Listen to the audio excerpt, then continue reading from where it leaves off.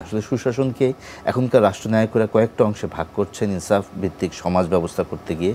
এটা সংজ্ঞায়িত তারা এভাবে করেছেন যেখানে ইনসাফ থাকবে, জবাবদিহিতা থাকবে, স্বচ্ছতা থাকবে, হ্যাঁ, তারপরে হচ্ছে অংশীদারিত্বমূলক থাকবে, অংশগ্রহণমূলক থাকবে। এই প্রত্যেকটা বিষয় আসলে রাসূল সাল্লাল্লাহু আলাইহি সাল্লাম তার জীবনে তিনি এগুলো প্রদর্শন করে গেছেন। নাহমাদুহু ওয়া নুসাল্লি আলা রাসূলিহিল কারীম ওয়া আলা আলিহি ওয়া সাহবিহি আজমাইন, আম্মা বাদ। কোরআন নাজিলের মাস, পবিত্র রমজান মাস চলছে এবং কোরআন নিয়ে একটি চমৎকার বিষয় নিয়ে আমরা আলোচনা করছি।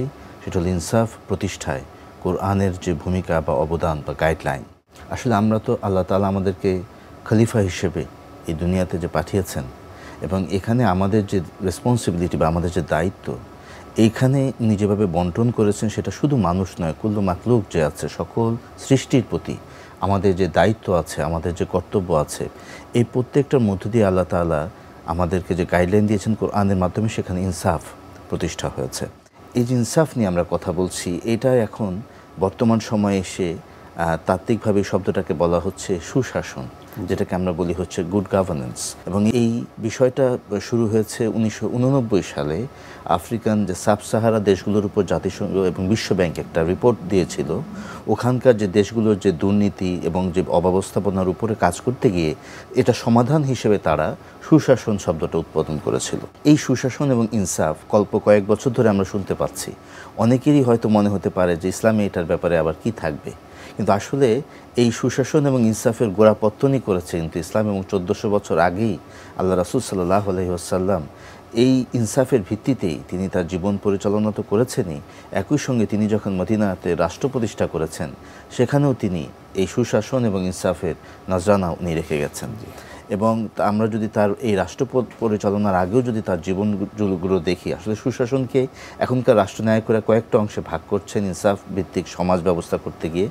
এটা সংজ্ঞায়িত তারা এভাবে করেছেন যেখানে ইনসাফ থাকবে, জবাবদিহিতা থাকবে, স্বচ্ছতা থাকবে, হ্যাঁ, তারপরে হচ্ছে অংশীদারিত্বমূলক থাকবে, অংশগ্রহণমূলক থাকবে।